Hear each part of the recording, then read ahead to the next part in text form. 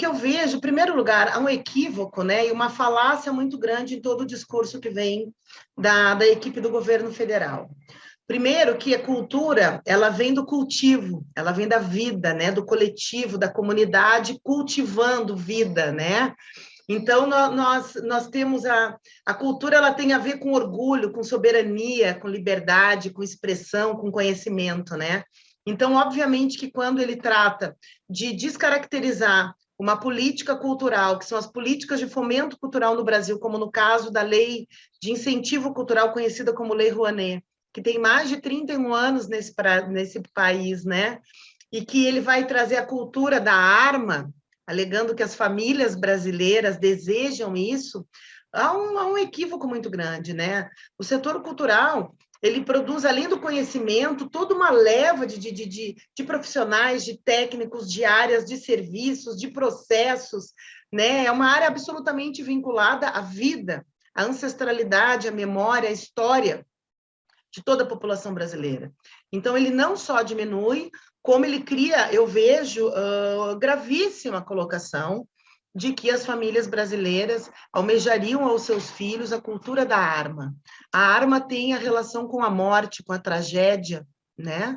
E, com certeza, isso não, de forma alguma, vai trazer algum tipo de desenvolvimento social, cidadão e econômico, e, de forma alguma, isso trata da pasta da cultura, que tem uma amplitude e uma grandeza muito maior e que trabalha com áreas muito mais profundas. É um setor de mais de 10 milhões de profissionais, de mais de 130 mil empresas, que já chegamos a movimentar mais de 6% do PIB nacional, isso totalizando em torno de 25 bilhões só a indústria do audiovisual durante 2011 e 2014. Então, a gente percebe que esses ex-secretários, que eles são ex-capitão, ex-ator, é tudo ex, né? Eles não têm, digamos, uma profissão efetiva e um conhecimento para a ocupação de cargos públicos na administração pública. Tanto que o legado deixado é um buraco de ausência de gestão. Não existe gestão na Secretaria da Pasta da Cultura. Foram mais de 4 ministros, 2 ministérios, 5 secretários de cultura, escândalos, denúncias, STF, Ministério Público, e uma guerra cultural imposta, criminalizando tanto a profissão do artista, como também a arte, que foi absolutamente censurada durante os 3 anos desse desgoverno, que, infelizmente, nós ainda temos o desprazer de conviver e ter que ouvir questões gravíssimas, praticamente saindo de uma pandemia com milhares de mortos, milhares de órfãos, milhares de pessoas sem filhos, sem avós, sem pais, e ele vem com esse cultivo de algo que realmente nada tem a ver com a riqueza brasileira, com esse Brasil de Elis, de Chico, de Tom, de Vinícius, né, de Oscar Niemeyer, de Tarsila do Amaral, isso não, de mais de 6 mil territórios culturais, de mais de 300 línguas originárias dos povos indígenas, da nossa cultura alimentar, né, dos nossos mestres e mestras da cultura popular. Isso é um disparate e é uma falácia.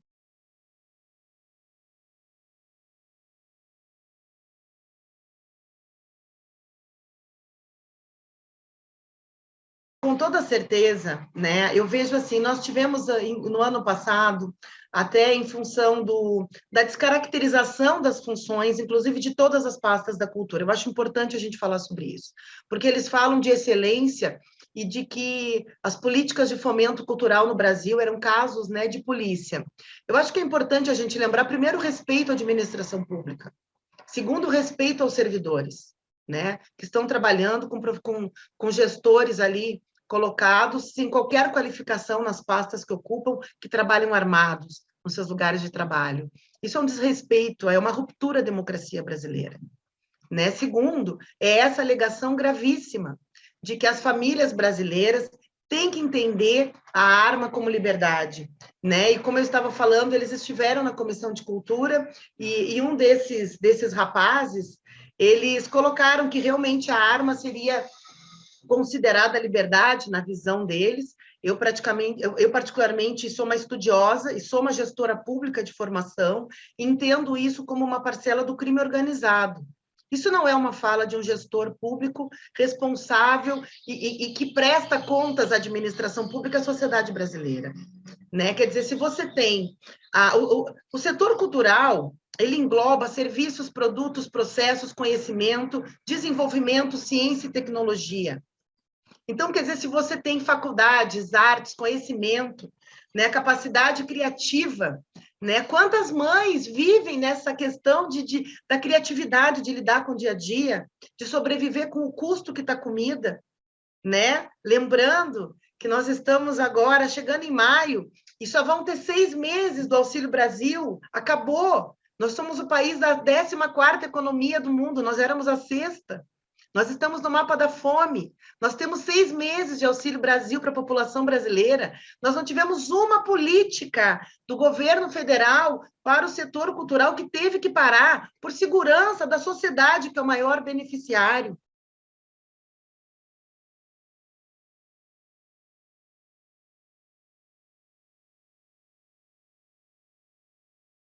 E a gente tem o exemplo da mãe de Paulo Gustavo, o nosso querido artista que nos deixou precocemente pela Covid.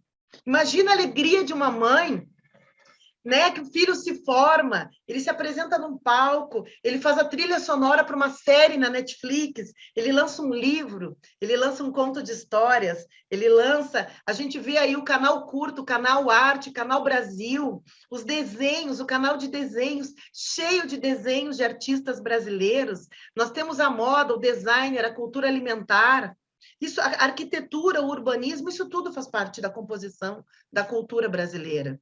Nós temos os milhares de cenografistas, pintores, montadores, artistas. Nós temos os palcos que dependem ali, cada montagem, 100, 200, 500 profissionais.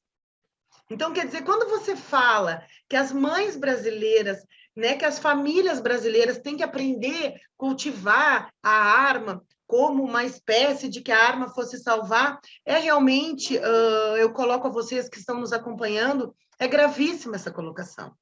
Porque você trabalha dentro de um contexto de nação de que o Estado deve proteger e desenvolver o seu povo e o seu território, né? E o que nós estamos vendo é um aumento da criminalidade, uma liberação absurda do controle de armamento, 97% de 2020 para 2019, o aumento de assassinatos de arma de fogo.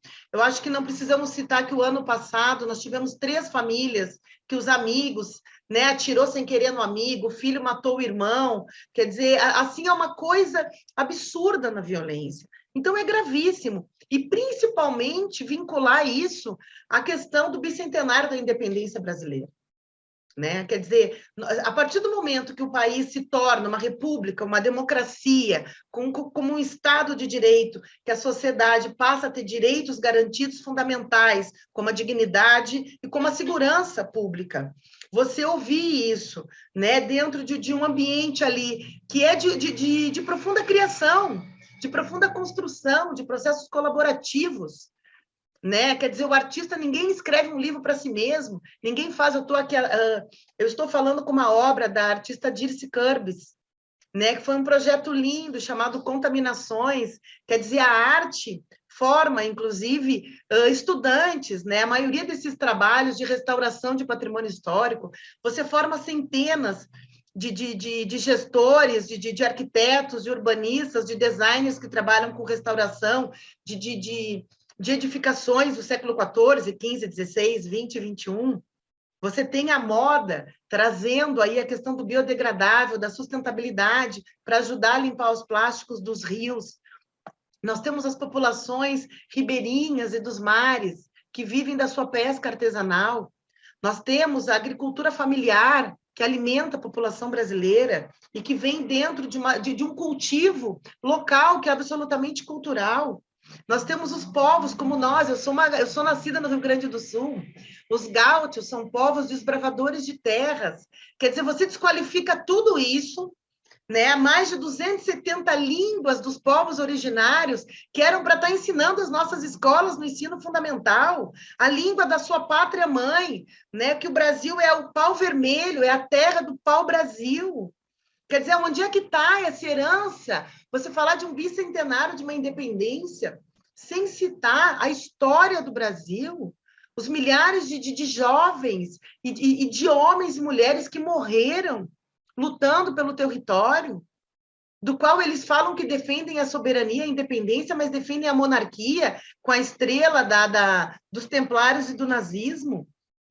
Isso é uma distopia, isso é uma falácia. Eu vejo muito esse tipo de notícia, primeiro para cumprir o cultivo do ódio e a ruptura da democracia, que é o que esse governo tem imposto desde o momento que assumiu, né, o comando desse país.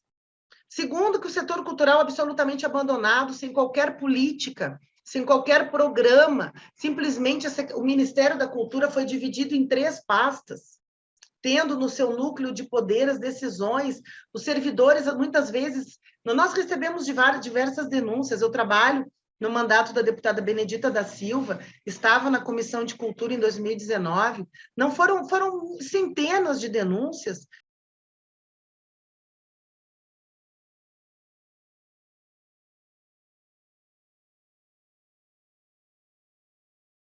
Isso é grave, é criminoso, e eu sugeriria que as autoridades competentes investigassem melhor as falas e as declarações desses 2 rapazes, porque nós já vimos, né, a incitação contra os ministros do Supremo, e nós agora estamos vendo contra a ordem pública, quando nas falas sobre essa questão de que as empresas de armas podem utilizar os mecanismos tanto de incentivo do audiovisual, que é organizado, para você ver a distopia, por uma agência reguladora do próprio governo federal.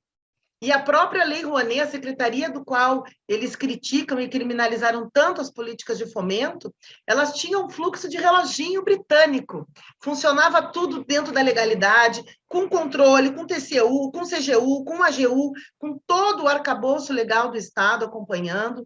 Então, realmente, nós temos ali, primeiro, uma troca da verdade. A verdade está sendo descaracterizada por uma grande mentira, e eu vejo isso como já uma campanha eleitoral enganosa para manter essa política de balcão, que é o que eles têm feito com esse país. Eles estão descaracterizando a Constituição Federal, eles estão descaracterizando as políticas vigentes, estão criando a política de balcão, questão que, inclusive, foi um dos atos da Lei Rouanet, para que isso não acontecesse mais, né? Portanto, tantos comitês e tantas questões de controle e participação da sociedade civil para acompanhamento dessas políticas. Eu tenho certeza que as mães brasileiras preferem um filho formado, um filho brilhando no palco, do que um filho chegando em casa num caixão ou num saco preto, ou carregando uma arma para se fazer lá sei o quê na rua, lá sabe-se lá com quem. Eu sou mãe, sou produtora cultural desde 1991 e tenho um filho, e eu tenho certeza, e falo, eu tenho com muita tranquilidade,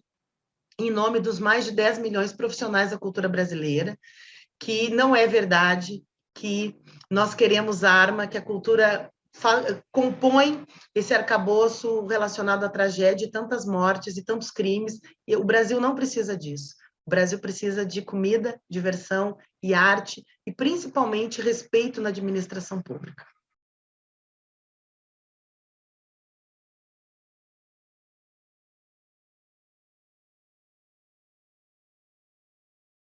A Secretaria deveria, nesse bicentenário da independência, estar incentivando a soberania nacional, deveria estar cultivando as populações da floresta, né? Deveria estar criando programação para os órfãos da Covid, deveria atender os miseráveis da fome sem um lar, deveria lembrar que a economia da cultura é uma das economias mais limpas e que mais é desenvolvida no mundo inteiro, né? Tendo como composição a economia da cultura.